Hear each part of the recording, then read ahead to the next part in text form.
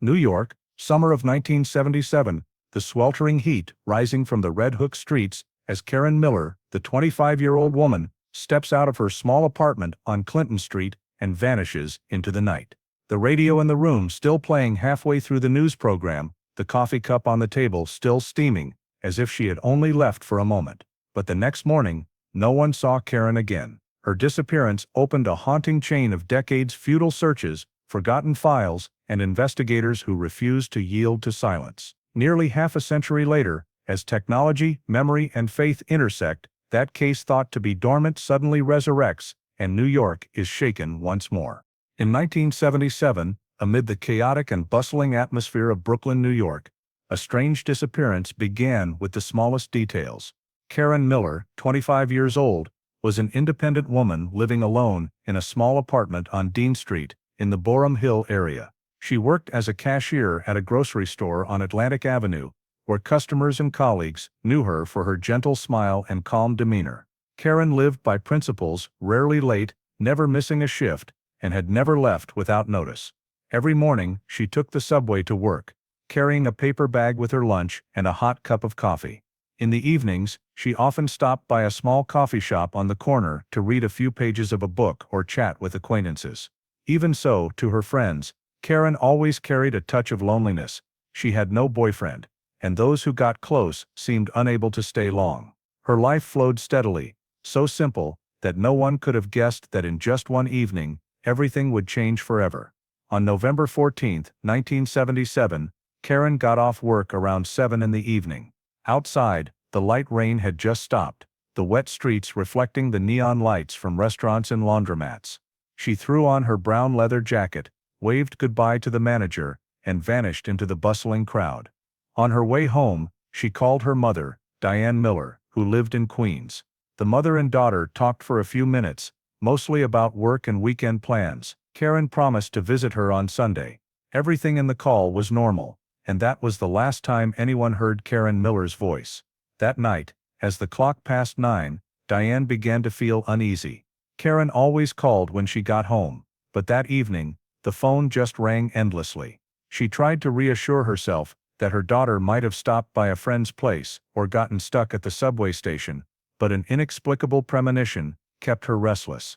By midnight, Diane called again, and then several more times. No one picked up. The next morning, she drove to Karen's apartment.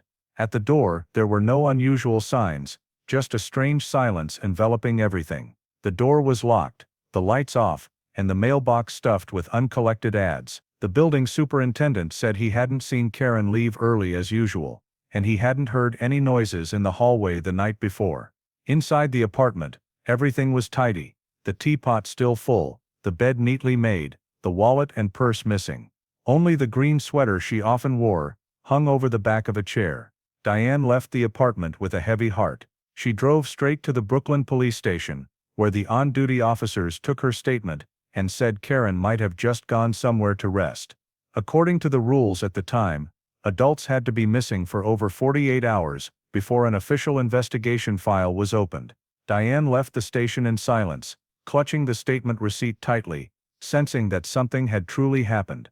That evening, she sat alone by the old rotary phone, listening to each ring echo long into the empty space. Somewhere in this noisy city, Karen Miller had vanished, and no one knew why. The morning after reporting her daughter's disappearance, Diane Miller returned to the Brooklyn police station, bringing a photo of Karen taken at the grocery store, with her kind smile and light brown hair falling softly. She asked the police to post missing person notices throughout the area. However, the on-duty officers still kept their calm tone. "She might just want to go somewhere for a few days, ma'am." That remark chilled Diane. She knew her daughter, Karen, would never leave without a word. Without waiting any longer, Diane began searching on her own. She went back to the Dean Street apartment, with two of Karen's friends, knocking on doors and asking around. A neighbor upstairs said she heard hurried footsteps in the hallway around 7:30, but wasn't sure who it was. Another remembered a beige car parked near the corner that night, and then gone. No one saw Karen leave the building, nor heard any screams or scuffles. At noon, Diane went to the grocery store where her daughter worked. The manager, Paul Stevens, said Karen left earlier than usual, mentioning she felt a bit tired. No one saw her meet anyone strange. The police later combed the neighborhood, and the route she usually walked home, from the store past the small coffee shop, to the Bergen Street subway station. No one remembered seeing her that evening. The initial search felt like walking through fog. No traces, no leads, no concrete evidence. 3 days passed, and Brooklyn began buzzing with rumors. A local newspaper ran a short item: young woman missing in Borum Hill, police investigating. Friends and neighbors posted flyers on lampposts, with Karen's face and the words, "Last seen November 14, 1977. Everyone said she was kind, gentle, with no enemies. Under pressure from the family and community, the police opened an official file and sent investigators to the apartment. The door was locked from the outside, no signs of forced entry. Belongings tidy, wallet still there, just the purse and house keys missing. The searches expanded. Friends, relatives, and volunteers split up to scour parks, river banks, abandoned buildings around Brooklyn. Police questioned all the men who had known Karen, co-workers, classmates, neighbors, but no one had information. No conflicts, no threats, no signs she wanted to leave. Diane barely slept for many nights. She held the phone waiting for news, rushing to the car every time someone reported seeing a girl like Karen, only to return disappointed. Some said they saw her in Manhattan, others in Queens, but all were wrong. A week later, the case was assigned to Officer Tommy Rivera, young but dedicated. He went with Diane to the neighborhood, asking everyone, retracing Karen's last schedule. Rivera admitted, "There's nothing to go on, ma'am. No witnesses, no evidence, just the disappearance." Still, he promised to keep searching. 2 weeks passed, and the silence became the most terrifying thing. The flyers faded in the rain and wind. The police began shifting attention to other cases. Diane still posted a few new ones every day, around the places her daughter used to frequent: the coffee shop, the subway station, the nearby park. She didn't know if she was searching for someone alive, or just a trace of the daughter who was gone. As November ended, Brooklyn sank into its first snowfall of winter. In the small apartment, the old rotary phone still sat on the kitchen table. Every time it rang, Diane startled and rushed to it, but not once was it Karen Miller on the other end. In the following weeks, as snow blanketed the streets of Brooklyn, the hope of finding Karen Miller hadn't died out, but it seemed to be fading in the dim lights of the winter of 1977. The police continued receiving tip calls from residents, people who swore they had seen a girl like Karen everywhere, from Manhattan to the Bronx, but none led anywhere. Each flicker of hope was quickly extinguished by empty reality. Diane Miller still went to the police station almost every day, asking if there was any new news, and still got the same answer: "We're looking into it, ma'am." But Diane knew her daughter's case was gradually being pushed down the priority list, buried among dozens of other disappearances in that chaotic New York City. In December of that year, the police department officially suspended the expanded search operation. They had no witnesses, no physical evidence, no proof that Karen had been attacked, and nothing to prove she was still alive. Her file was transferred to the Missing Adult Cases Group, disappearances of adults with no signs of crime. Though on paper, the case remained open, in reality it had been left behind in a metal filing cabinet, in the basement of the Brooklyn precinct. Time passed, that winter ended, spring came, and the city's life continued as if nothing had happened. Brooklyn residents were busy with their own issues: increasing crime, economic recession, subway system strikes, while the name Karen Miller gradually vanished from the papers. But for Diane, the emptiness clung to every day. She kept her daughter's apartment unchanged: the leather chair where Karen used to sit and read, the photo frame on the shelf, and even the green sweater hanging quietly behind the door. Every morning, she still called Karen's number, like an unconscious ritual, only to hear the rings echo in the empty room. In the years that followed, Karen's disappearance was handed off to various investigators, but no one found anything new. They re-examined the scene, re-interviewed neighbors, checked crime reports in the area, all leading back to square one. A young officer once admitted, "We don't know what to look for anymore. She vanished like she never existed." Diane didn't give up. Every year on November 14th, she went to the police station to remind them that Karen's case was still there, still unresolved. Though the faces at the station changed over time, everyone recognized the gray-haired woman, holding the faded yellowed photo, her voice trembling but resolute. A few young officers promised to review the file, but then everything sank back into silence. The 1980s passed, and investigation technology wasn't advanced enough to help them go further. DNA was still something distant, and data storage systems didn't exist. Karen's file was neatly packed in a box labeled Miller, K. Missing Person, 1970. Every personnel change transferred the box to new hands, lying quietly in a dark corner like an unhealed wound. Meanwhile, life went on. Those who had known Karen got married, moved away, had children. The grocery store where she worked was sold, its old sign faded. Only Diane still lived in Brooklyn, where every street evoked memories of her daughter. For her, time stopped that November evening, when Karen threw on her leather jacket, left the store, and vanished. 10 years passed, then 20. The name Karen Miller was nearly forgotten in the New York police files, mentioned only in a few dusty missing persons team meetings. Diane was now in her 60s, her health fading, but she still held on to a fragile faith that someday, someone would find the answer. And then by the end of 1991, the case was officially classified as a cold case, meaning no active investigation was being conducted. But for Diane, it wasn't a file, it was an unfinished part of her life. In the drawer by her bed, she kept Karen's photo in a dark wooden frame, along with the faded statement receipt. She still called it a promise to her daughter, that even if the police had forgotten, she never had. When the Karen Miller case was officially classified as a cold case at the end of 1991, time seemed to stop for Mrs. Diane Miller. Brooklyn changed day by day. Old neighborhoods were renovated. New stores popped up. People got married, had children, then left. But her life remained stuck in the November evening of 1977, the night her daughter vanished.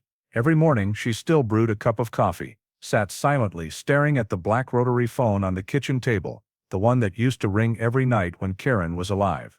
In the early years of the 1980s, the police did not return to the case. Mrs. Diane sent letters regularly each year to the Brooklyn Police Department, enclosing an old photo of her daughter and the words, "Please don't forget her." No one replied. Some letters were returned, but she still sent them, believing that as long as the case existed on paper, Karen's soul had not been forgotten. Her old apartment gradually turned into a repository of memories. The walls hung full of photos of Karen, from her teenage years to adulthood, and on the table was the bracelet she had left behind before disappearing. The police occasionally had new investigators review the file, but no one found anything different. No DNA, no witnesses, and no technology advanced enough to reopen the case. Karen's file was stored in an old iron cabinet in the police station basement, labeled Miller, K. Missing Person, 1977. To them, it was just a dusty file, but to Mrs. Diane, it was the only evidence that her daughter had ever existed. 2 decades passed in silence. Karen's old friends got married, the grocery store where she had worked changed owners, and the coffee shop she used to frequent had long since closed. Only Mrs. Diane still went to post new flyers every year on her daughter's birthday,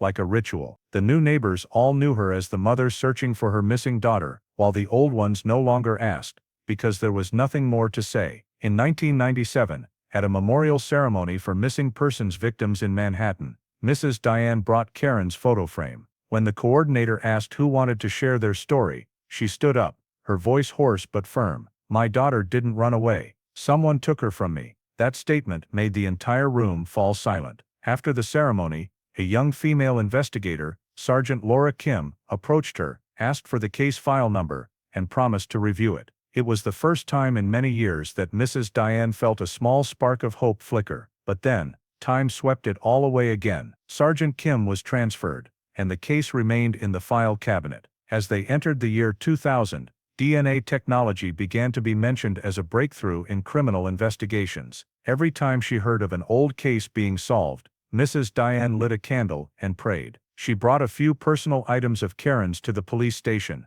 a comb, an unfinished letter, a few stray hairs, and requested they test for DNA. The police promised to look into it, but then no one called back. In the late years of that decade, her health weakened gradually, but her faith did not change. Every morning she reread Karen's diary, Every evening she lit a candle under the old photo. In the eyes of those around her, she became a symbol of perseverance and unending pain, the mother who refused to let go, even though the whole world had forgotten. When the winter of 2001 arrived, snow blanketing the roofs in Queens, Miss Diane sat by the window, looking out at the quiet street. The city had changed. The people were different, but in her memory, Karen remained forever the 25-year-old girl in a brown leather jacket, smiling as she stepped into that autumn night, then vanished. 24 years after Karen Miller disappeared, her file still lay dormant in the Brooklyn Police Department's iron cabinet, seemingly destined to be forgotten forever. In early 2002,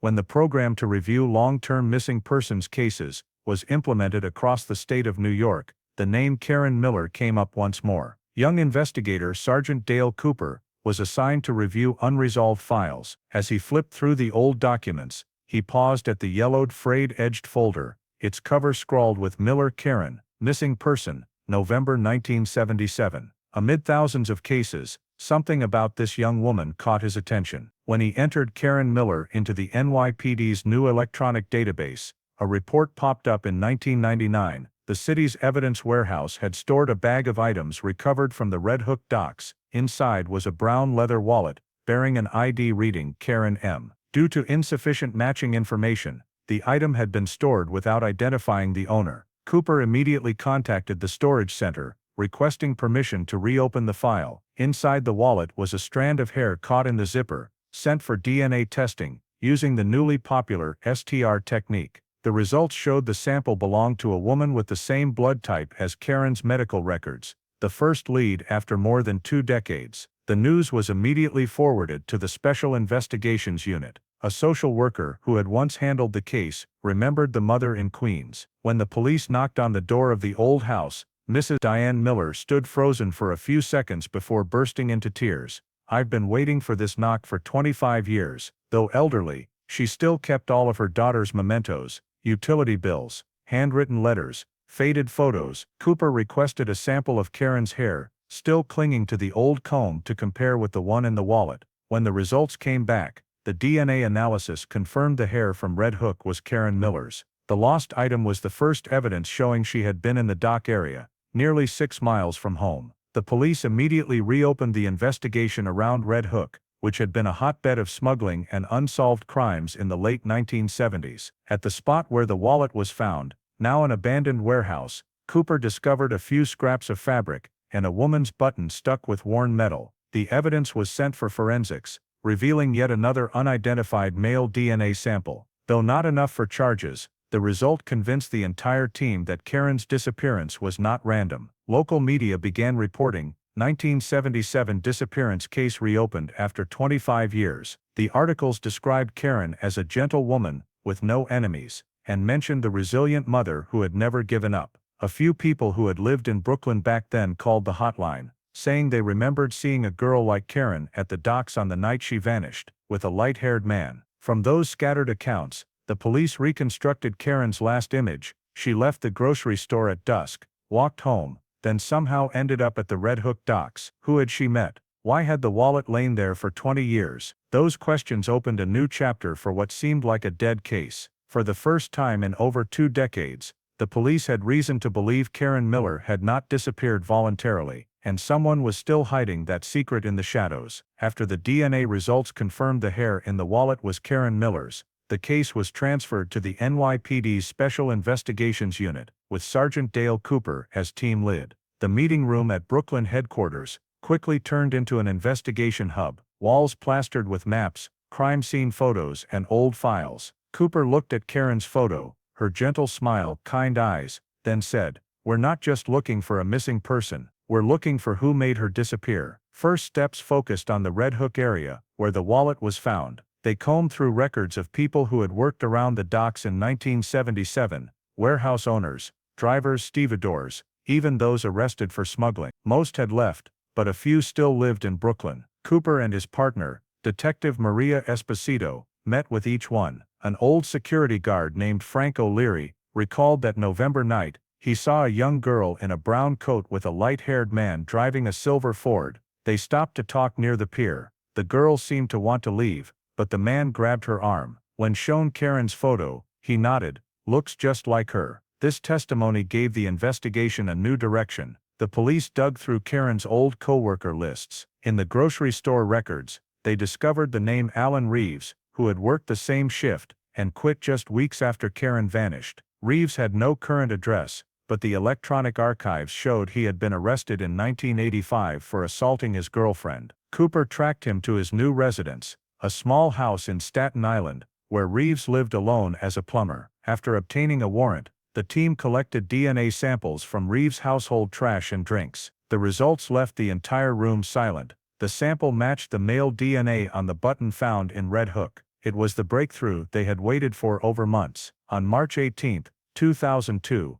police raided Reeves' house. He was unnaturally calm as he was handcuffed. In the first interrogation, Reeves said he had nothing to do with Karen, and that night was home alone. Cooper placed the wallet, the button and the forensics report in front of him. Reeves stared at the paper, then said quietly, "She drove me crazy." He confessed that on the night of November 14, 1977, after their shift, he picked Karen up to talk things clear. They argued, then he drove her to the docks to explain. According to him, she left after that, and was still alive, but Cooper knew he was lying. Every detail in his statement contradicted the timeline and wallet location. The investigative team believed the argument at the docks had turned violent. While Reeves was in custody, the forensics team returned to Red Hook for new evidence. Under the damp ground behind warehouse number 12, they found a dark, decayed fabric scrap, identified as from a woman's leather jacket. DNA analysis confirmed it was Karen's jacket. When Cooper showed the photo of the jacket scrap in the interrogation room, Reeves looked at it for a moment,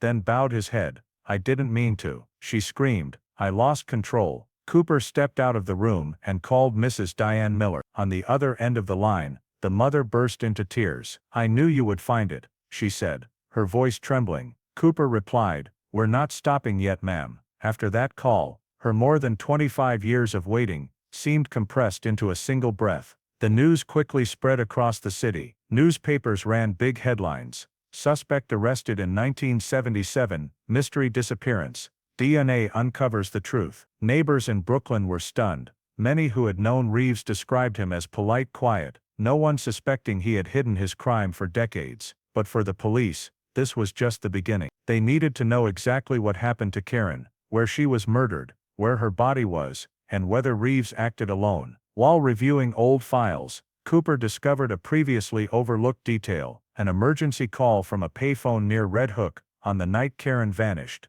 The call lasted 2 minutes, unclear voice, only the sound of wind and some muffled noises before it cut off. The timing matched when Karen was last seen. Cooper believed that was Karen Miller's final cry for help. He had all surviving archive phone records rechecked, while expanding the investigation under the hypothesis that Reeves had an accomplice, possibly the warehouse keeper from back then. In the pile of old documents, another name emerged: Richard Hale, Reeves' roommate in 1977, who had worked as a truck driver for the Red Hook area, and abruptly left New York just 1 month after the disappearance. When he found Hale's old address records in New Jersey, Cooper knew the case was far from over. What they had just unearthed was only the tip of a secret buried for nearly 3 decades, and if his hunch was right, more than one person would be held responsible for Karen Miller's disappearance.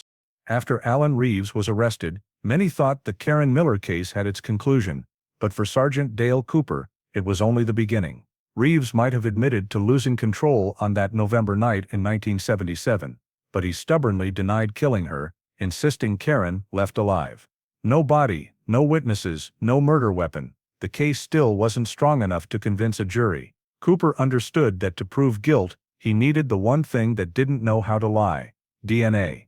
In the early 2000s, genetic forensics technology in the U.S. had advanced leaps and bounds. The CODIS system allowed DNA data matching nationwide, and the short tandem repeat STR molecular sequencing technique could recover traces, even if the sample had degraded over decades.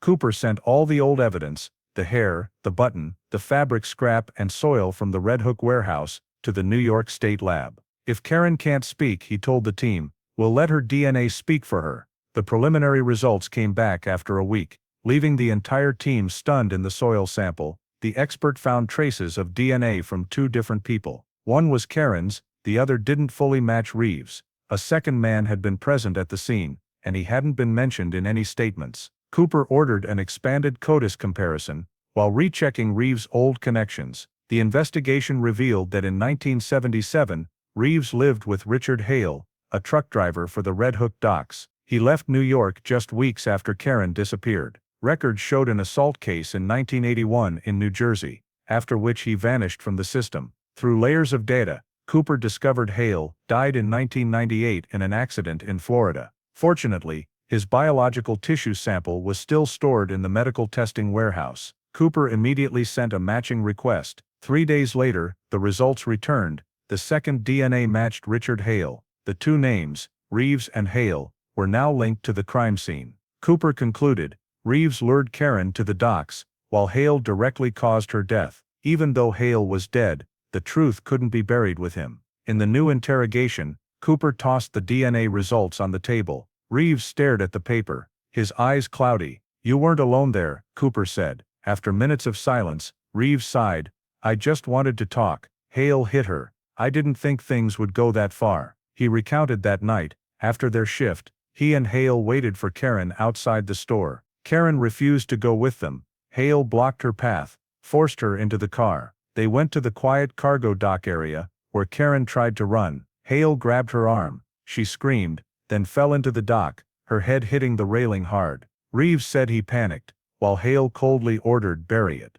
But without a body, this confession was still only half a piece. Cooper decided to return to the scene, this time bringing a modern forensics team and ground-penetrating radar (GPR) technology. They scanned every meter of ground around Warehouse 12, where Hale had worked. On the afternoon of the third day, the radar detected an anomaly near the concrete wall behind the warehouse, an area that had been filled in early 1980s. The excavation team began digging carefully. Under the damp soil was a rusted leather button, then scattered brown-stained bone fragments. The bone samples were sent to the National DNA Identification Center. 5 days later, the report confirmed, the bones belonged to Karen Miller. She had been found, after 25 years, buried under cold soil. The appraisal noted, the skull had a large fracture from impact, the broken arm compressed, indicating the victim was restrained before death. The death was not an accident, but an intentional murder. When Cooper brought the news to the house,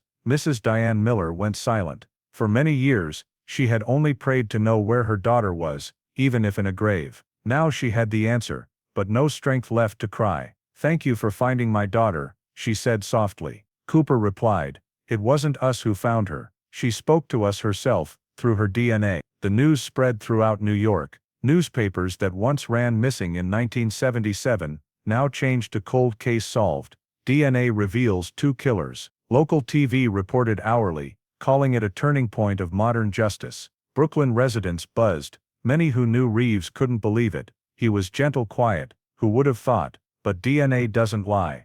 The Brooklyn DA's office quickly finalized the indictment. Reeves charged with 2 counts, second-degree murder and concealing a body. Even though Hale was dead, his name was listed as accomplice. Police held a press conference announcing the full investigation process, emphasizing DNA's role in cracking the case. An officer said, technology not only brings justice, but gives voice to those who no longer have a chance to speak. That night, Cooper stayed at the office, sitting before the investigation board. On the wall was Karen's photo, young face, kind. He thought of the time the case was forgotten, of the aging mother who waited more than half a lifetime. In his heart rose a feeling of both satisfaction and bitterness. Justice came, but too late.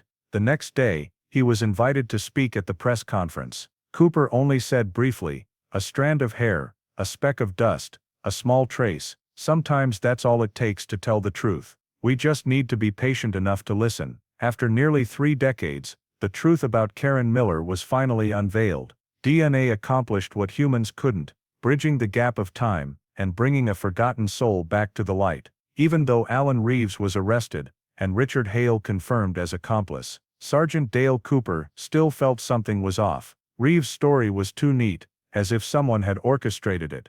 When reviewing the original 1977 file, Cooper discovered an overlooked detail, the 911 call at 2247, from a payphone in Red Hook. In the recently digitized recording, A trembling male voice said, "She's gone, she's gone." The voice didn't match Reeves. The FBI Audio Analysis Lab determined the voice matched 80% with Richard Hale, but the tape showed signs of multiple recopies, not the original. Someone had deliberately edited or erased information. Cooper checked the NYPD archives and found the initial investigation report by Lieutenant Charles Norwood, replaced with an incomplete copy missing the description, "Strange tire tracks near Pier 3. When he reached Norwood, now retired in Long Island, he sighed, "I was ordered to stop the investigation. That girl saw something she shouldn't have." According to Norwood, the 1977 case involved Thomas Greenfield, a major shipping company owner in Red Hook at the time, rumored to be involved in smuggling and police bribery. Both Reeves and Hale worked for him. Norwood believed Karen wasn't just a romantic victim, but a witness to a covered-up crime. Cooper traced old financial records and found a payment from Greenfield to Hale's account just weeks after Karen disappeared. He obtained a search warrant for Greenfield's mansion in Connecticut. In the basement, the team found an old metal trunk containing 1977 accounting files, including a note, K. Miller, RH-12, settled, with R. Hale's scribbled signature. All suspicions now became clear. When summoned for interrogation, Greenfield denied any involvement. "I don't know who she is." But when Cooper placed the payment record and Hale's photo in front of him, his face paled. Later DNA testing on Karen's jacket confirmed a third DNA sample, matching Thomas Greenfield. That meant he was present at the scene, possibly directly involved in concealing the body. The press exploded immediately. The New York Times headlined, "Powerful Businessman Accused of Complicity in 1977, Karen Miller Case." Police escorted Greenfield from his mansion amid dozens of camera lenses. Brooklyn residents were outraged, while Mrs. Diane Miller only said, "My daughter didn't die in vain." However, the legal battle wasn't easy. Greenfield's lawyers claimed the DNA was contaminated due to long storage. But lead prosecutor Rachel Sloan decided to pursue the case. "Justice has no statute of limitations. We won't let the powerful escape the truth." The trial opened in September 2003, attracting national attention. Cooper testified as the key witness, recounting the 26-year investigation journey. When the 911 tape played, the courtroom fell silent. Greenfield tried to remain calm, but his eyes trembled when he heard his voice in the tape. The jury took less than 4 hours to reach the verdict. Thomas Greenfield guilty of second-degree murder and concealing a body. Reeves received life in prison, while Greenfield got 35 years. As police led Greenfield out of court, the crowd chanted, "Justice for Karen." Mrs. Diane stood in the distance, holding her daughter's photo, tears streaming but a faint smile passing. As for Cooper, watching the scene, he only felt emptiness. After nearly 30 years, justice finally arrived, but at too high a cost. He knew that sometimes victory doesn't bring joy, but only silence after a long journey in search of truth. The sentences for Thomas Greenfield and Alan Reeves seemed to close the Karen Miller case, but for Sergeant Dale Cooper, it only opened a new chapter. He believed there was a deeper layer, those who helped cover up the crime for over 20 years. When reviewing the files, Cooper discovered several suspicious payments from Greenfield Transport to personal accounts of a few former Red Hook police officers. This made him suspect the 1977 case was just the tip of a corruption network. In early 2004, Cooper formed the Red Hook Task Force, coordinating with the FBI and Brooklyn DA's office. They focused on investigating Greenfield Transport's activities from 1975 to 1980. After weeks of combing, the team uncovered a series of unclear transportation expenses, actually protection money. One name stood out repeatedly in the ledger: Lieutenant Raymond Colby, the officer in charge of the Red Hook area at the time. Colby was retired, living in Florida. When the FBI arrived, he was panicked, initially denied, then confessed to receiving money from Greenfield to overlook warehouse inspections. He also revealed Greenfield didn't just smuggle goods. Some nights, he transported people, possibly young women. That girl, Karen, probably saw something she shouldn't have. This testimony reinforced the suspicion Karen might have been a witness to a criminal operation, not just a romantic victim. From Colby's words, Cooper followed old transport documents and found the name M. Henson, the driver of the silver Ford the night Karen disappeared. Mr. Henson now lived in Pennsylvania, working as a long-haul trucker. When interrogated, he trembled as he recounted, "I was just hired to haul cargo. There was a girl in the back. I thought they were just arguing."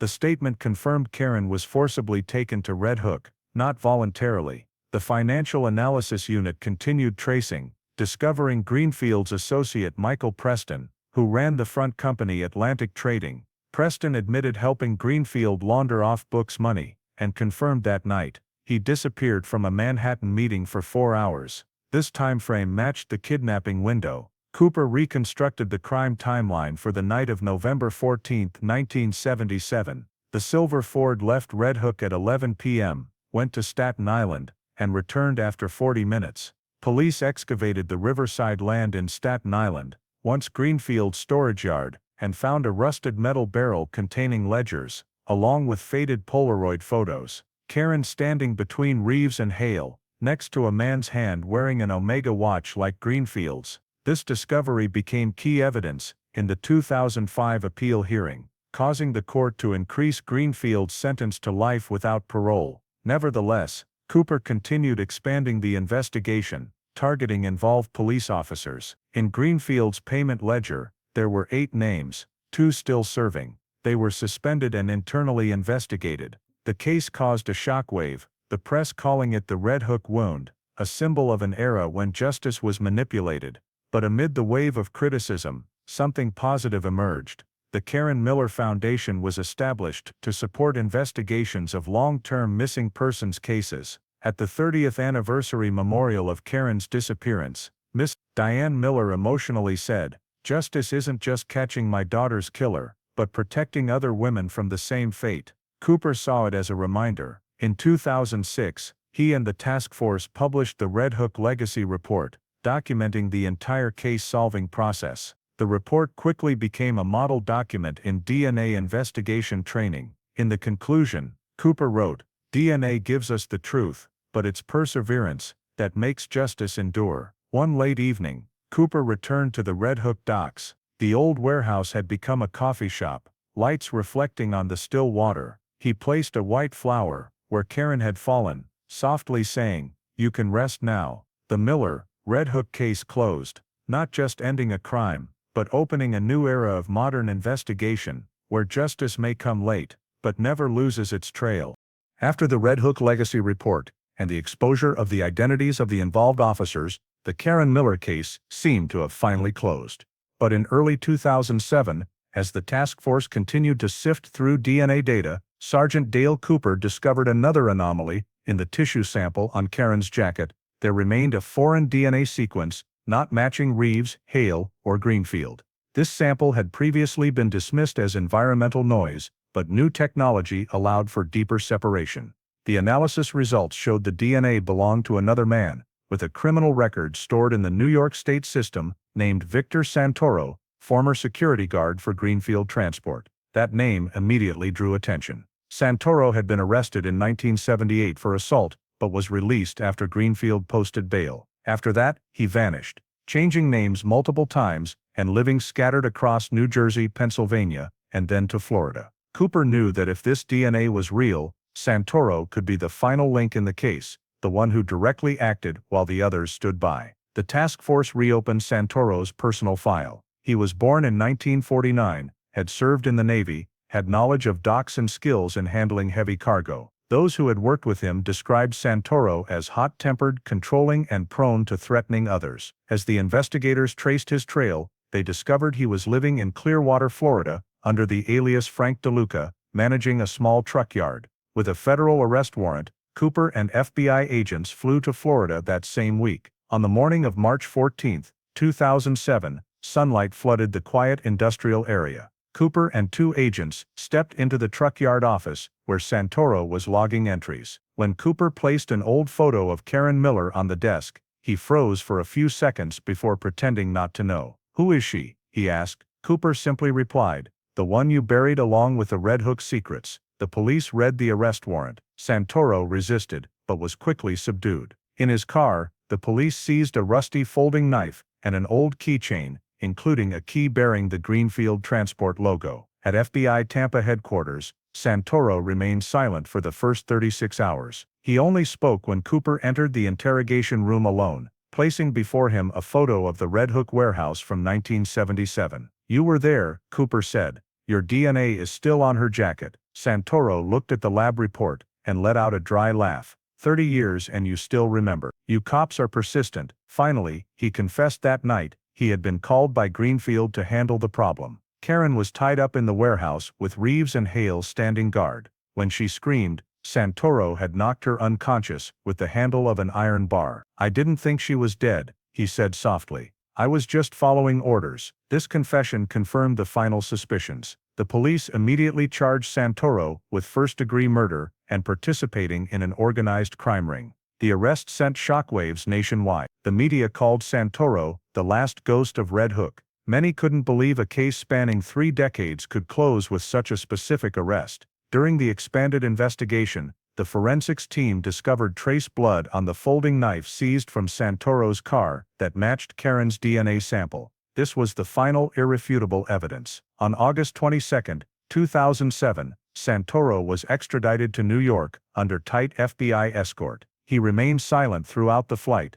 only saying one thing when asked if he regretted it: "Everyone has their price. I just chose the wrong boss." When Santoro appeared in Brooklyn court, the room was packed with reporters. Diane Miller, now in her 70s, was also present. When her eyes met Santoro's, he bowed his head. She only whispered, "You could hide for 30 years, but you couldn't hide from the truth." Those words echoed through the room, thickening the air. During the trial, prosecutor Rachel Sloan presented the entire chain of events, from Karen's kidnapping and assault to Greenfield's order to dispose of the body. Santoro's confession, combined with the DNA and witnesses, made the jury deliberate little. On December 4, 2007, Victor Santoro was sentenced to life without parole. With that verdict, the Karen Miller case officially closed after 30 years. The press called it one of the greatest triumphs of DNA-based justice. Major papers like the New York Times and the Washington Post praised the NYPD and FBI's efforts in pursuing the truth to the end.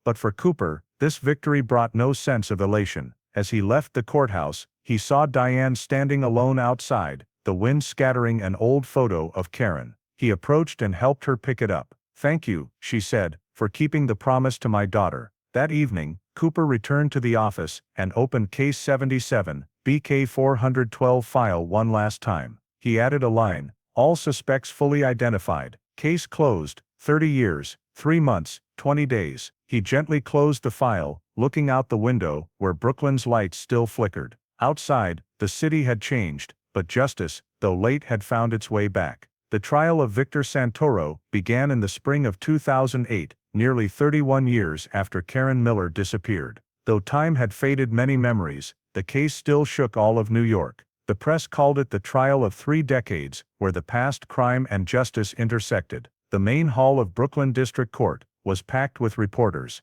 victims' families, and those who had followed the case from the early days. In the front row, Diane Miller sat silently, her trembling hands clutching her daughter's photo. Across the room, Santoro was led in, hands cuffed, silver hair, and a face etched with deep wrinkles. He avoided everyone's gaze, but couldn't escape the eyes of the mother whose only child he had stolen. The trial was presided over by Judge Harold Bernstein, known for being strict but fair. Prosecutor Rachel Sloan, who had handled the Greenfield case, led the prosecution. The defense was attorney Arthur Klein, a specialist in tough cases, trying to build an argument that Santoro had no intent to kill, just followed orders. From the first minute, Cooper knew this wouldn't just be a criminal trial, it would be the final battle to affirm that DNA could speak for the truth. In the opening, the prosecutor presented the chain of events meticulously, from Karen's disappearance in 1977, to the file reopenings, DNA results, confessions from Reeves and Hale, and Greenfield's involvement.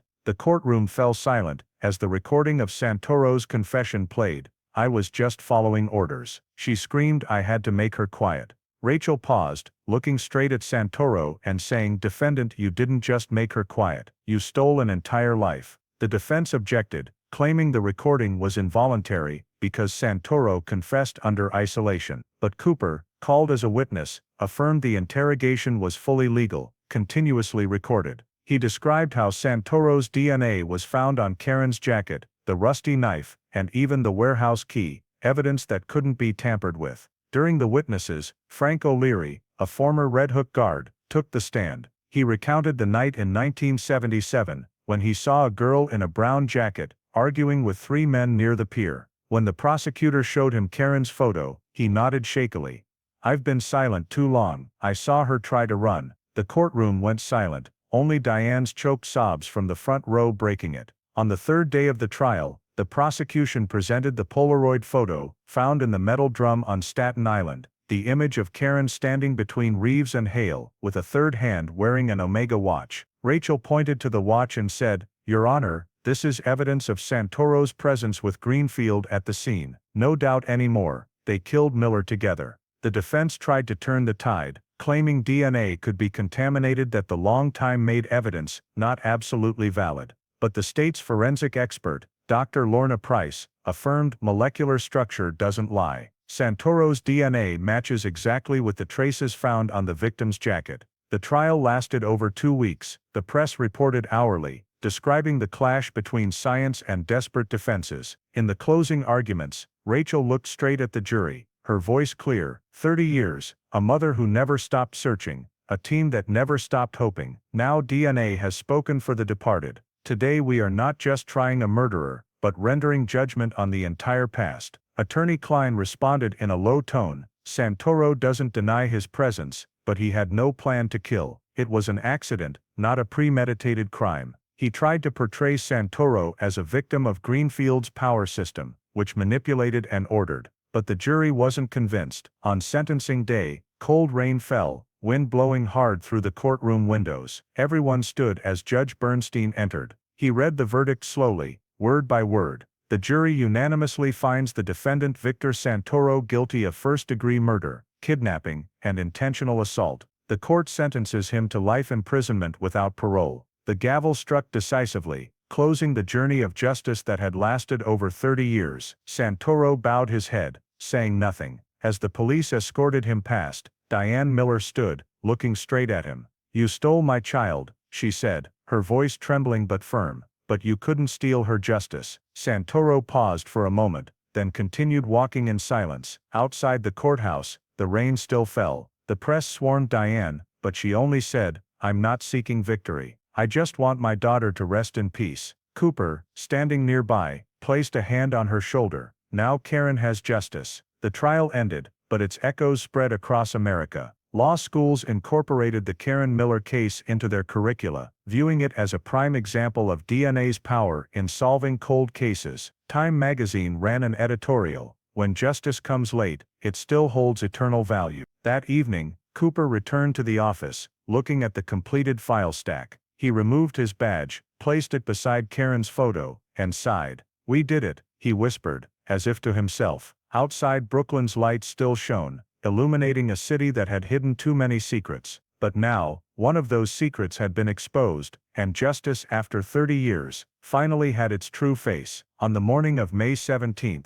2008, Brooklyn District Court was packed as Judge Harold Bernstein read the final verdict in the Karen Miller case. 31 years had passed since the day she disappeared, but the Miller family's pain remained intact. In the front row, Diane Miller sat silently, her hand clutching her daughter's photo tightly. Beside her was Sergeant Dale Cooper, who had pursued the case for 6 years. The air in the courtroom was thick, as if the whole city was holding its breath for an answer. The judge's voice rang clear. After reviewing all evidence, witness testimonies, and DNA results, the court finds the defendant Victor Santoro guilty of first-degree murder, intentional kidnapping, and corpse disposal. The defendant is sentenced to life imprisonment without parole. All appeals are denied. The gavel struck decisively, echoing through the room. Diane closed her eyes softly, her lips moving. "You're at peace now, Karen." Outside, the press immediately reported, "Justice after 3 decades, DNA unmasks the final killer." Many papers called it a historic verdict, the first time in New York that an entire criminal network was brought to light through DNA technology.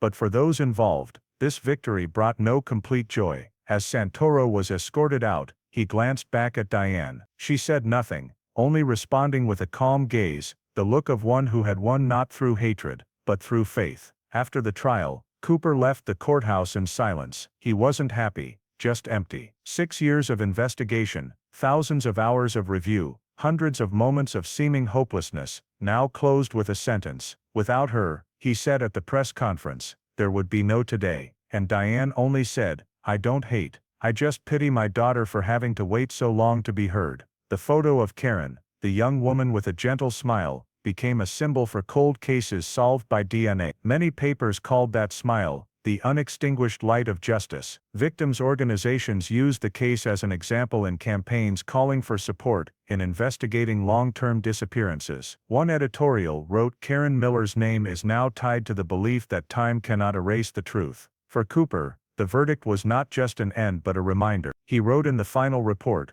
no crime truly disappears, we just haven't been patient enough to hear the evidence speak. After handing over the file, he requested long-term leave. On his last night before leaving the precinct, he returned to Red Hook, where it all began. The old warehouse was now a riverside cafe. He placed a white flower on the railing edge whispering, your justice has come, Karen. A week later, Diane held a small memorial at Greenwood Cemetery, where Karen's ashes were interred beside her father. No reporters, just a few old friends and Cooper. She read a short prayer, my daughter was not just a victim. She is proof that truth can be buried, but never forgotten. After the ceremony, she handed Cooper an old envelope. Inside was a letter Karen wrote in 1976, Mom, don't worry, I'm fine. In this city, no one really disappears, they just haven't been found yet. Cooper folded it back, silent for a long time. That verdict closed a painful journey, but opened a new faith. The Karen Miller case became a milestone in American judicial history, proving that justice can come late, but never dies. In that sunset, sunlight filtered through the cemetery trees, shining on the simple gravestone engraved Karen Miller, 1956, 1977. Finally, the truth found her. Diane stood still before the grave, wind gently stirring her silver hair, then smiled serenely. After 30 years, she could finally let go. After the historic verdict from the Brooklyn court, the name Karen Miller became a symbol for justice delayed. Her story spread across America from morning news broadcasts to late-night TV shows. Within weeks, major newspapers like the New York Times, Washington Post, and Time all published editorials on the Red Hook case, a testament to the power of DNA and human perseverance. But what moved people most was not just the technology, but the journey of a mother who refused to give up. In the Red Hook neighborhood, once a dusty port area rife with crime, the gray walls were repainted with images of Karen, wavy brown hair, gentle smile, eyes gazing into the distance. Below the mural was the inscription, for the truth that never dies. Local residents held annual memorial ceremonies, lighting candles along the riverbank where her body was found. To them, the case was not just a tragedy, but a milestone that awakened the community, that silence can sometimes be more dangerous than the crime itself. Universities in New York and Boston incorporated the Miller case into their criminal investigation curricula. Forensic students studied how the Red Hook Task Force preserved samples over 3 decades, and how next-generation DNA technology recovered data from degraded specimens. A symposium at Columbia University, titled Justice After Time, gathered over 200 experts from the FBI, NYPD, and the Institute of Forensic Technology. There, Sergeant Dale Cooper was invited to speak. He said briefly, technology is just a tool. It's human determination that pulls justice back. The entire audience stood in applause, not just for the case being solved, but for the lesson behind it. The case's impact spread far beyond New York. The state legislature passed the Karen Miller Act, 2009, requiring police agencies to store and periodically retest samples in unsolved cases, instead of destroying them after 20 years as before. The law was adopted by many other states, reopening hundreds of cold cases nationwide. Human rights organizations called it the Karen Miller effect, a wave of justice reform sparked by the smile of a forgotten girl. The Red Hook community also changed. The area once considered Brooklyn's dead zone became a bustling neighborhood, with a memorial center named the Karen Miller Center for Missing Persons. The center, co-founded by Mrs. Diane Miller and Cooper, operated on community funds and city grants. It supported families of the missing, guiding them on preserving evidence and connecting with investigators. On the center's wall, a plaque engraved Diane's words, "No one truly disappears, we just haven't searched deep enough." Mrs. Diane, though advanced in age, still participated in school talks. She recounted her daughter's story, not with tears but with a calm voice. Justice doesn't come quickly, but it comes for those who don't give up. Each time she finished, the students stood and applauded, many hugging her, saying they wanted to become investigators, scientists or lawyers, to help people like Karen. In their eyes, Karen was no longer a victim, but a symbol of courage. For Cooper, the case's aftermath also changed him. After taking leave, he accepted a role as an FBI consultant on long-term case investigations. He helped develop the Cold Case Genome Project, the nation's first national DNA data sharing system. The project identified over 200 unidentified victims in just 5 years. Each time a case was solved, he thought of Karen's smile, of Mrs. Diane's old saying, "No truth stays buried forever." 10 years after the verdict, in 2018, the city of Brooklyn held a ceremony commemorating the 10th anniversary of the case's closure. Over 1,000 people attended. Mrs. Diane stepped onto the stage, her hair snow-white, her voice trembling, but her eyes shining. "I never thought my daughter would bring about anything so great, but Karen changed an entire city." Cooper, sitting in the back, bowed his head. He knew justice could come late, but it was people like Diane Miller who made it meaningful. The ceremony ended with a moment of silence. Everyone looked toward the Hudson River, where the sunset cast over the water. The candles in their hands reflected into thousands of lights, shimmering like a promise that no one else would be forgotten. From a heartbreaking case, Red Hook was reborn, and the name Karen Miller became a bridge connecting the past to the present, where justice is not just a court verdict, but a living memory in the hearts of the entire community. After the 10th anniversary memorial ceremony, the stage lights gradually dimmed, leaving only Mrs. Diane Miller, sitting silently in the back of the empty auditorium. She had turned 80, but her eyes still held a clear and serene light. When asked by a reporter for her thoughts, she only smiled. "Justice doesn't make me happy, but it brings me peace." That brief statement appeared on the front page of the New York Times the next day, like a perfect summary of the 3-decade journey she pursued for the truth. Karen's family now consisted only of a few distant relatives.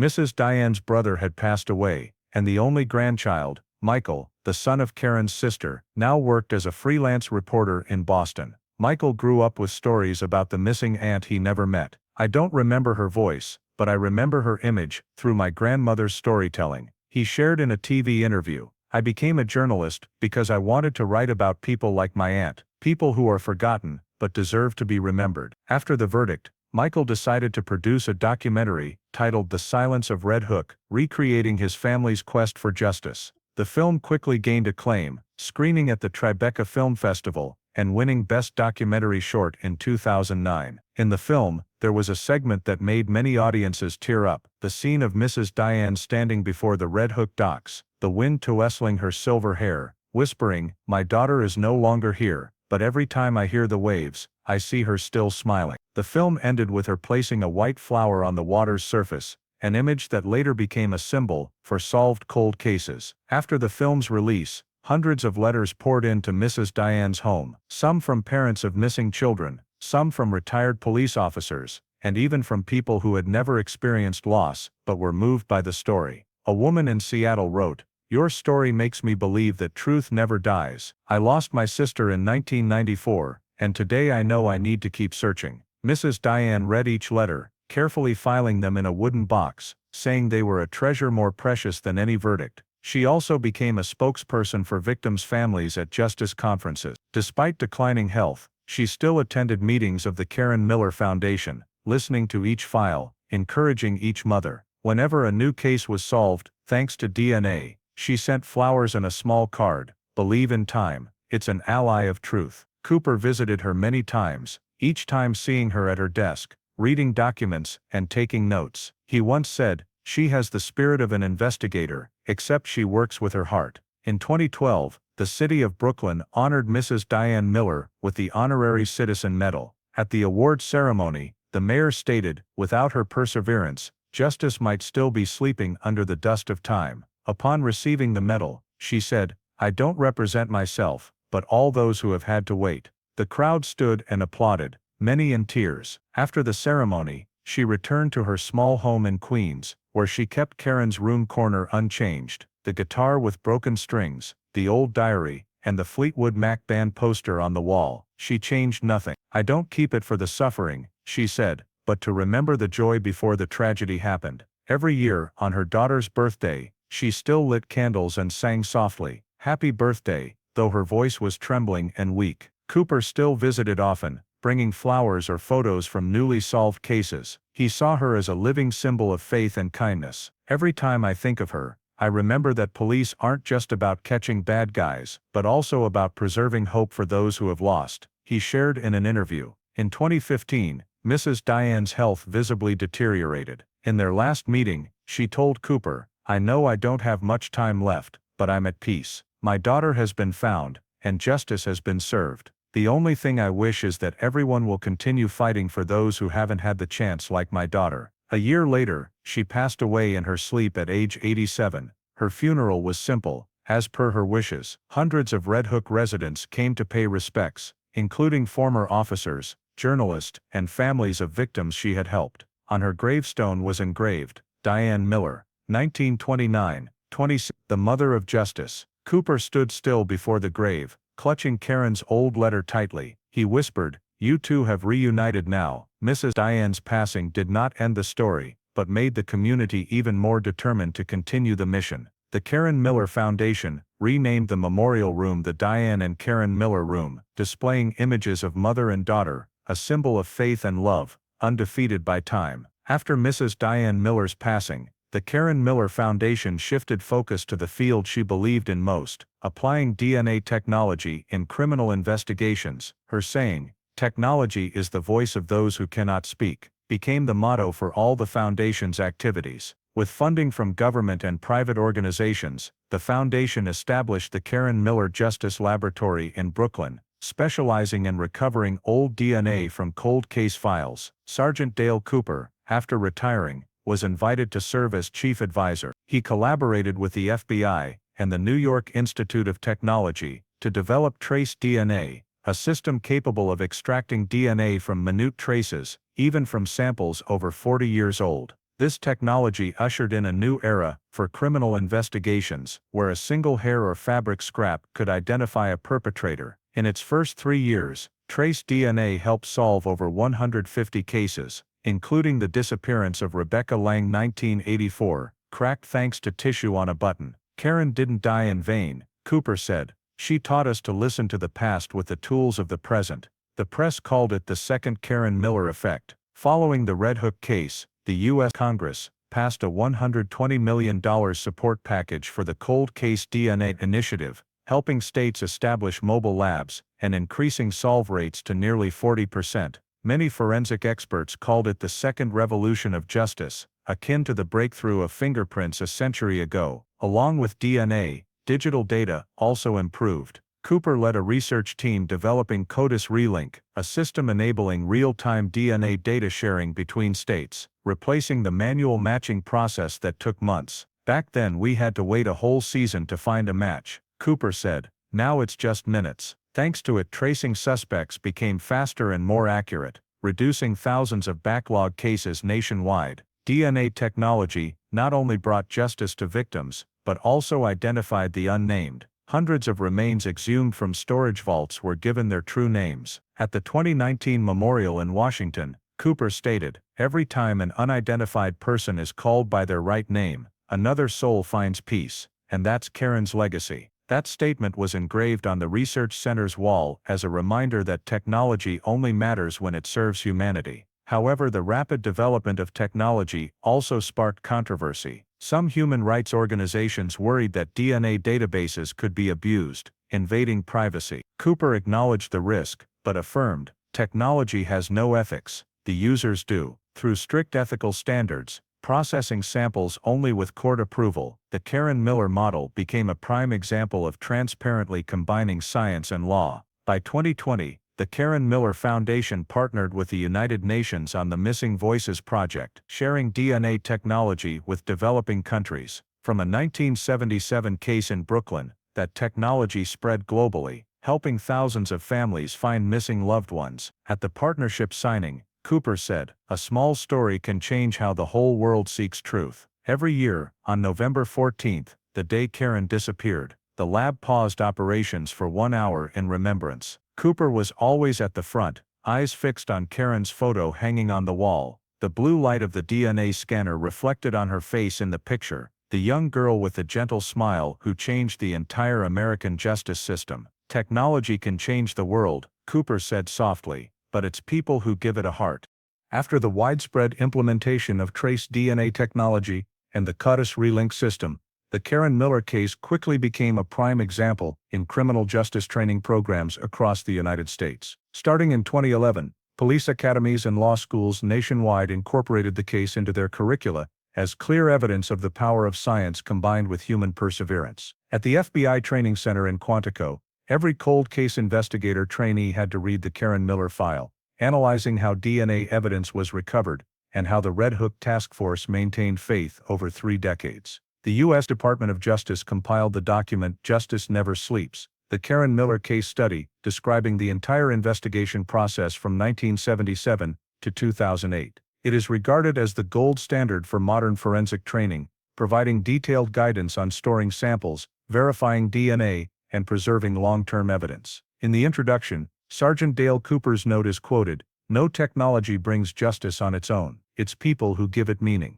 This quote is engraved right below Karen's photo in the lobby of the National Institute of Forensic Science. In training courses, the case is often recreated as a practical exercise. Trainees divide into groups simulating investigation, prosecution, and forensics teams, carrying out the entire process from DNA recovery to tracking down suspect Santoro. The key lesson isn't in the techniques, but in the attitude, persistence, and professional ethics. One instructor said, "If you want to understand why police don't give up, study the Karen Miller case." The case's influence extended beyond U.S. borders. In 2015, Dale Cooper was invited to speak at the Global Forensics Summit in Berlin. He shared the 30-year journey to crack the case, emphasizing the importance of international cooperation in DNA tracing. "Truth has no nationality," he said, "and DNA is the common language of justice." The speech was cited in Forensic Science Review as an official reference. That same year, the International Justice Institute used the Karen Miller case as a model for training in long-term case management,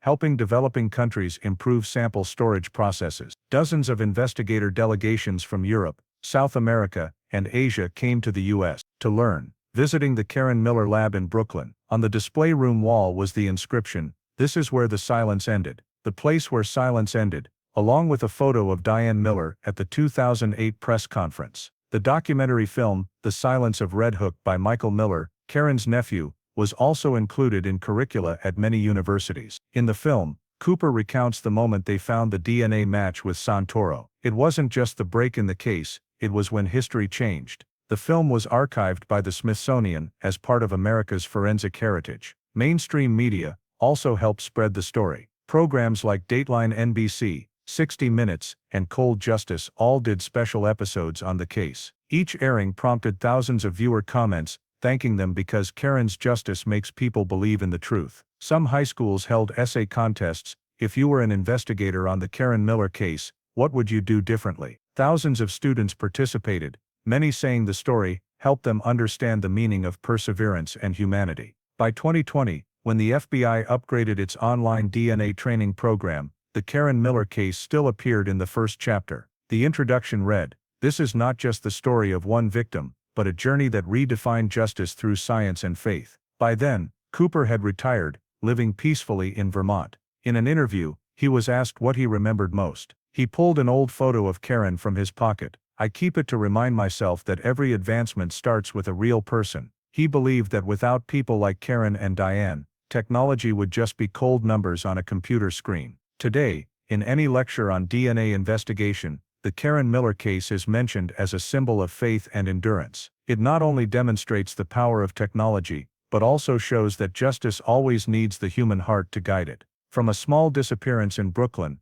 that story has become a living lesson for the whole world. Time may erase traces, but it cannot erase the truth. After the Karen Miller case was incorporated into curricula and became a symbol of late justice, its effects spread farther than Sergeant Dale Cooper ever imagined. The development of trace DNA technology and the CODIS relink system not only helped reconstruct Karen's story, but also opened doors for hundreds of cases that seemed forgotten. Nameless victims, with no one searching for them, now began to have their real names called again. In 2012, the Karen Miller Lab received a request from Pennsylvania State Police about a cold case over 35 years old, the disappearance of Linda Carver, a 19-year-old girl who vanished in 1976 after leaving her shift at a roadside diner. The old file only had a handkerchief with faint bloodstains. Thanks to trace DNA, the sample was recovered and successfully matched to the criminal record of a man who had died in 1998. After more than 3 decades, Linda's family finally knew she was gone. Her mother said at the press conference, "Thanks to Karen Miller, my daughter came home." That case was just one of hundreds of similar stories. In 2014, the New Jersey investigation team sent a small evidence bag from the Marjorie Hill case, 1981, to Brooklyn, a victim assaulted and missing after a concert. From a remaining hair sample on the jacket, the lab identified the suspect, a truck driver who had worked the same route as Santoro. Connecting the two cases decades apart prompted the FBI to reopen all files related to illegal transport rings in the Northeast, revealing that the Karen Miller case was just the tip of an organized crime iceberg. Journalists called it the chain reaction of justice. In 2015 alone, over 300 files were reopened nationwide. Among them was Patricia Knox's case in Ohio, a victim missing since 1982. Her DNA was matched to remains found in a Michigan state park, thanks to the CODIS relink system. Her family had never believed in miracles until they got the call from the Karen Miller lab. "We used to think justice was a luxury," her brother said. "Now we understand it just needs time and people who don't give up." The story spread globally. In 2016, Scottish police sent a sample from an unsolved 1979 case to the Brooklyn lab. The results showed the suspect was an American sailor who had docked in Glasgow, a match to a name in the FBI database. This first international collaboration became an example for cross-border data sharing in DNA investigations, and also proof of the legacy left by the Karen Miller case. Justice doesn't stop at national borders. Cooper, though retired from operational work, still followed every file. He wrote in a memo to the Department of Justice, "Every case solved is a prayer from the past answered." He understood that technology couldn't save Karen, but thanks to her, hundreds of others had their identities restored. Not only solving cases, the lab also helped identify nameless victims,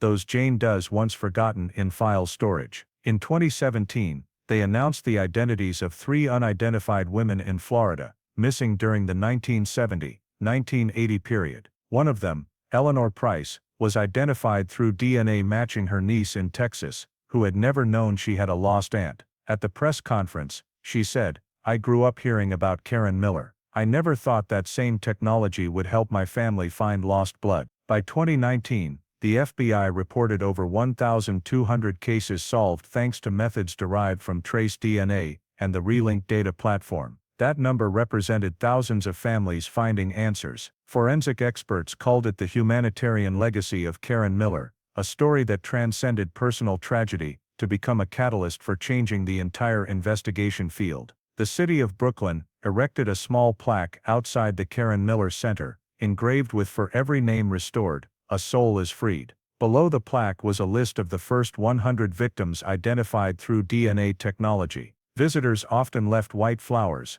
not just for Karen, but for all those once forgotten. In a final interview, Cooper said, "When we cracked the Karen Miller case, I thought it was the end. But it turned out to be just the beginning." Technology doesn't just bring justice to one person, but to an entire generation. He looked out the window, where afternoon light shone through the lab's glass building, then added softly, "If Karen were alive, she'd be smiling." As a series of cold cases were solved thanks to trace DNA technology and the CODIS relink system, the biggest ripple didn't come from the investigative community, but from the families of other victims. For them, each case closed was a miracle, proof that truth never truly vanishes. Hundreds of letters, calls and messages flooded the Karen Miller lab, creating a rare wave of emotion in American judicial history. In Ohio, Helen Knox, mother of victim Patricia Knox, wrote a thank you letter to the task force. "I've prayed for 40 years just to know what happened. Thank you for giving me the answer." The letter was framed in the Karen Miller Center's memorial room,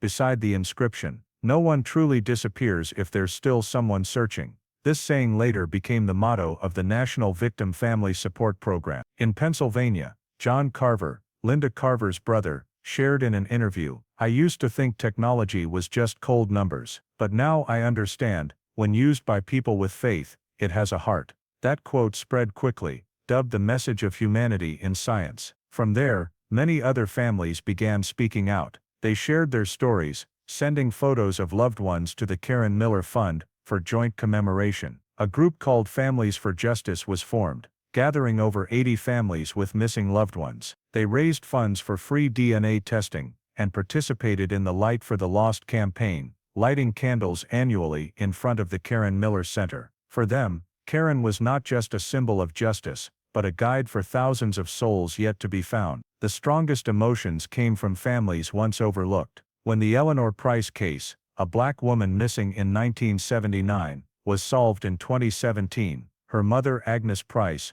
burst into tears. "Back then, no one believed my daughter deserved to be searched for, but Karen Miller made them look again." This statement opened the door to a movement demanding equality in access to justice for women and minorities. Many human rights organizations joined, lobbying for federal budgets to reopen cases overlooked due to social biases. The media called this phenomenon the Karen effect, the circle of justice. Each solved case inspired dozens more. According to a National Institute of Justice survey, trust in investigative agencies increased significantly in areas where files were resolved through DNA. A sociologist noted, "When justice is proven real, communities heal too." In 2018, at the annual Brooklyn Memorial, over 200 families gathered by the 20-meter photo wall, displaying portraits of identified victims. Helen Knox held Agnes Price's hand, whispering, "We're different, but we share the faith that truth always wins." As the screen showed Karen smiling with the words, "One story changed everything," many couldn't hold back tears. The ceremony ended in silence. Wind blew through the white candles, their light reflecting on Karen's bronze statue. In the back row, Dale Cooper stood still, his gaze on the crowd. He understood Karen's legacy wasn't in the verdict, but in how she connected thousands of people through faith. After the ceremony, he wrote in the guest book, "Every case solved is a heart mended," and Karen was the first thread. The story's reach extended beyond America. Victim families in the UK, Canada and Australia sent thank you letters, requesting permission to use Karen's image in campaigns, raising awareness about missing persons crimes. An organization in Toronto erected a statue of her in front of the Forensic Center, engraved with, "She was found so others could be." When Cooper heard the news, he just smiled. She's been seen everywhere. For him, it was the clearest proof that justice doesn't just exist in courtrooms, but in people's hearts. From a tragic case in Brooklyn, Karen Miller's story crossed borders, becoming an inspiration for the whole world, that truth can be buried, but never forgotten. More than 40 years after the night Karen Miller disappeared, those who once pursued the case have all passed through old age, each with their own life, but all carrying the imprint of the case that changed the history of American investigations and themselves. To them, Karen was not just a victim, but the reason to believe that justice, though late, could still arrive. Sergeant Dale Cooper, the head of the Red Hook Task Force, retired in 2016. He left New York for Vermont to live with his wife, growing vegetables and writing books. Though retired, Cooper still consulted for the FBI and cold case labs. His memoir, The Long Echo, Justice After 30 Years, published in 2018, is considered a model text for new investigators. In the book, he wrote, "The hardest part isn't finding the perpetrator, but keeping faith when everything is sunk in silence." Though invited to speak at many conferences, Cooper always said the credit belonged to Karen and her mother. "We were just the ones finding their voice again." His close colleague, Detective Maria Esposito, was promoted to captain of the NYPD's Unsolved Cases Unit. She became a symbol for the resilient generation of female investigators. Under her leadership, nearly 200 cases were solved using DNA technology. After retiring in 2020, Esposito founded Women for Justice to train women in the field. At her farewell ceremony, she said, "I always remember Mrs. Diane Miller, the one who taught me that perseverance is stronger than any evidence." Agent Paul Ridley, the first forensic expert to develop trace DNA, continued working at the Institute of Forensic Technology until 2022, then switched to teaching at Columbia University. He often started classes with Karen's photo and said, "This is why I chose this profession." Under Ridley's guidance, His students helped identify dozens of unidentified victims. Every scientific advance starts with a real person, he said. For me, that was Karen. Lieutenant Raymond Colby, who once took bribes from Greenfield but later cooperated in the investigation, passed away in 2015. Before dying, he sent a letter to Cooper. I stayed silent when I should have spoken up. Fortunately, you fixed my mistake. Cooper didn't publicize the contents, only saying, the greatest sin is letting fear stop you from acting. Dr. Lorna Price, the New York State DNA analyst who created the virtual sample preservation process, was seen as the guardian of memories. At the 20th anniversary celebration of the case being solved, she stated, "Science gives us tools, but compassion is what brings justice back to life." She passed away in 2024 at age 78, her gravestone engraved, "She gave voices to the silent." Though each went their own way, they stayed in touch in a small group called Team Red Hook. Every year on November 14th, the day Karen disappeared, they returned to Brooklyn to light candles by the old pier. Cooper, Esposito, and Ridley were the three who came regularly. They sat together, not saying much, just watching the lights reflect on the water. To them, it wasn't a ritual, but a promise that they had fulfilled their duty. In 2025, the city of Brooklyn inaugurated the Red Hook Memorial Park, erecting statues of Karen and her mother, Mrs. Diane, next to statues of the three investigators. On the plaque was engraved, "For those who never stop looking." Hundreds of residents attended, bringing photos of loved ones identified through DNA. When asked about her feelings, Esposito only said, "We didn't do anything extraordinary, we just didn't give up." Now at age 75, Cooper frequently visited the Karen Miller Center. He sat before the photo of the young girl from 1976, the light from the DNA scanner casting on her face. He wrote in the guest book, "Every case eventually ends, what remains is faith." To Cooper, the Karen Miller case didn't just close a file, but was a reminder for the entire justice system. Justice doesn't just come from courts, but from people who dare to keep going when everyone else has stopped. In the autumn of 2027, Sergeant Dale Cooper returned to Brooklyn after many years in Vermont. On the Riverside Path, he stopped at the Red Hook Memorial Park, where the statues of Karen Miller and her mother, Mrs. Diane, stood next to the three investigators who pursued the case. On the bronze plaque, the inscription read, "Justice found, justice remembered, justice found, and remembered." Cooper placed a bouquet of white chrysanthemums at the foot of the statue, silently watching the afternoon light spread golden on the water. More than half a century had passed, but the memories of the case remained vivid. The rainy night at the docks, the call with the DNA results, and Mrs. Diane's sobs upon hearing the verdict, all formed a legacy, not just legal, but about human faith in justice. America was now different. Hundreds of DNA labs had sprung up, many named after Karen Miller. Every year, thousands of cold cases were solved, thousands of unnamed identities restored. Young people learned about Karen in criminal investigation classes, seeing her as a symbol of hope and perseverance. In Europe, Asia, many labs also adopted trace DNA technology, the legacy from the 1977 case, extending its influence beyond borders. On his old desk in Vermont, Cooper still kept the photo of him with Mrs. Diane from 2008. In the photo, she smiled kindly, not because of victory, but because she had fulfilled her promise to her daughter. Cooper once said, "True justice has no winners, only those who refuse to give up." That spirit made the Karen Miller story a lesson for generations, that truth can be forgotten, but never disappears. In Brooklyn, residents still held the Night of Lights ceremony every month, lighting candles along the Hudson River to remember unsolved victims. Children learned about Karen as part of city history. Journalists called it justice culture, when society turns memory into collective faith that justice exists, not just in courts, but in communities that care. In a final life interview, Cooper said, "Technology can solve cases, but only compassion makes justice last." When asked what he regretted, he smiled, "Only that I couldn't tell Karen she changed the world." That afternoon, he walked to the old pier, where the first evidence was found. Now it was a small coffee shop named the Long Echo, run by forensic students to raise funds for missing persons projects. On the wall hung the words, "Inspired by Karen Miller." The owner recognized him, saying softly, "We still tell her story to everyone." Cooper just nodded, no more words needed.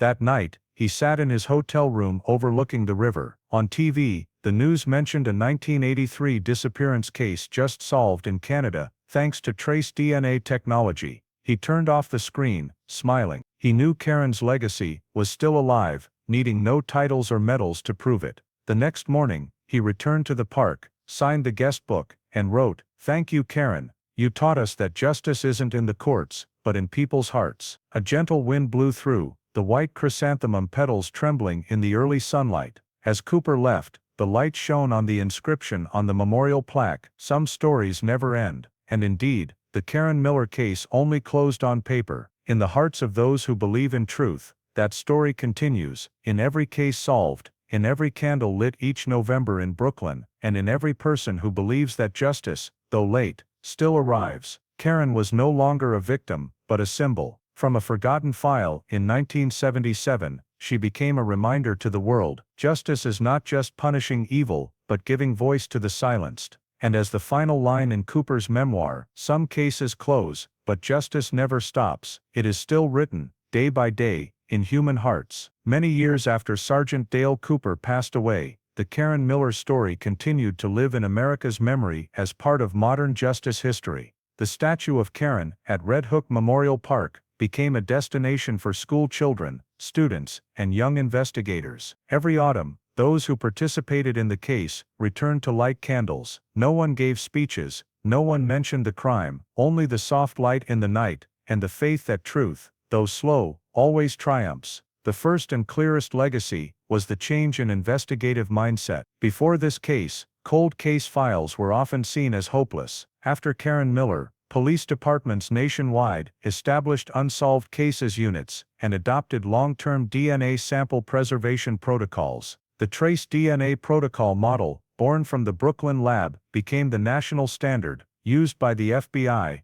Interpol, and over 30 other countries. Thanks to it, thousands of victims were identified, hundreds of suspects arrested. Many experts called the Karen case the starting point of the scientific justice era, but the deeper impact lay in how society viewed victims. Before, many cases were overlooked because the victims were poor, women, or minorities. The Karen case forced the public to ask, who deserves justice? From there, victim support programs were born, like the National Missing Voices Initiative, helping families of the missing access free forensics. This organization operated on the model of the Karen Miller Foundation, which still bore the motto, "No one truly disappears if there's someone searching." In 2032, the U.S. Institute of Forensic Technology released the Legacy of Karen Miller report, showing over 4,000 cases worldwide solved thanks to technology developed from trace DNA. The report affirmed, not just technical progress, this case shaped modern investigative ethics, respecting the deceased and persevering for truth. At many universities, the forensic ethics course began with Karen's story, where students learned to see victims not just as evidence, but as people. The legacy also appeared in popular culture. The documentary The Long Echo won an Emmy in 2035, recounting Cooper and the Red Hook Task Force's journey, seen as redefining the humane true crime genre. On social media, the hashtag #JusticeForKaren was still used to share newly solved old cases. Everywhere, people said the same thing: if Karen Miller could be found after 30 years, no case is hopeless. Even in education, her name was mentioned with respect. Brooklyn High School renamed its library the Karen Miller Learning Center, displaying images and artifacts from the case. Every year, students wrote essays on what does justice mean to you, a way for the new generation to understand that justice is not just a verdict, but compassion. Many chose investigative forensic or victim psychology fields inspired by this story. On an international scale, the cross-border DNA cooperation model Cooper once proposed now became a global network, called Project Echo, connecting 72 countries in sharing data and tracing the missing. On the project's homepage was a tribute, dedicated to Karen Miller, the girl who taught us that time cannot hide the truth. But perhaps the most touching legacy wasn't in reports or monuments, but in the ordinary: a mother's thank you letter, a family's tears upon reclaiming remains after years, or the eyes of young investigators when first reading Karen's name. They didn't know who she was, but knew that story made them believe in the profession, that justice is not just a job, but a mission. Every November, on the day Karen disappeared, Brooklyn lit up with hundreds of candles along the river. Children played around the statue. Adults stood silently watching the water reflect the light. A small plaque nearby read, Some stories never end, and indeed that story hadn't ended. As long as there are searchers, as long as someone believes in truth, Karen Miller's legacy lives on. Karen, the 25-year-old girl from Brooklyn back then, now not just a symbol for a solved case, but a reminder that justice has no expiration date. She represents millions of unnamed victims, for investigators who refuse to let go, for the faith that every shadow can be illuminated. And in the twinkling lights on the Hudson River, people still whisper Cooper's old saying, "Every case will eventually end. What remains is faith." The story of the Karen Miller case is not only a decades-long investigation journey, but also deeply reflects the spirit of modern America, where justice, though delayed, is still pursued with faith and perseverance. In today's society where everything happens so fast that people easily lose patience, that case reminds us that truth takes time, and justice doesn't always come instantly. The Red Hook Task Force's refusal to give up after more than 30 years shows the value of perseverance, something Americans still see as the foundation of their dream and national faith. The trace DNA technology, born from this very case, also suggests to us the lesson that scientific progress only truly matters when used to serve people, to restore dignity to those who were once forgotten. The image of an elderly Dale Cooper still visiting Red Hook Park every year reminds us that faith and memory are the only ways to keep justice from fading, just like how American society today still strives to improve the justice system, ensuring a voice for even the most vulnerable. In everyday life, that story teaches us to listen, to persistently seek truth in every relationship and job, whether it's a small journey in the family or major decisions in society. No one truly disappears if there's someone searching. That message transcends the framework of a single case, becoming a reminder that in a country built on faith and fairness and human rights like the United States, justice only truly lives when people ceaselessly believe in and act for one another. Thank you for joining us on the entire journey to reclaim justice for Karen Miller, a story that shows truth can be buried, but never disappears. Subscribe to the channel so you don't miss other cold cases, where every file is reopened, and every soul is called by name.